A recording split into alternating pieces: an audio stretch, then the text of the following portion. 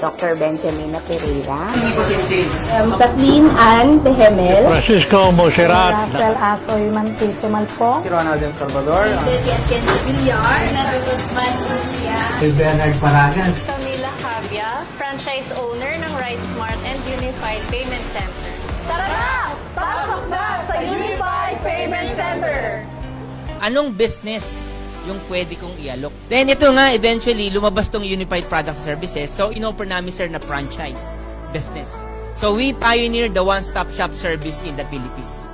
Paano kayo yung mga ordinaryong tao? Anong business yung pwede nating ilagay sa mga taong may cellphone?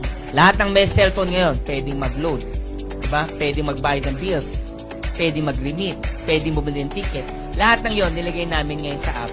Then, nilabas namin ngayon yung home-based business namin. Na katulad mong ordinaryong tao, na wala ka pang 600,000, na may cellphone ka, pwede mong simulan yung business mo. So, nag-deploy kami Philippines. Actually, pumutok talaga yung concept namin. Wala po kaming partner na hindi kami partner. Pwede kang magnegosyo sa Unified Products and Services. Mura na! Kalidad pa!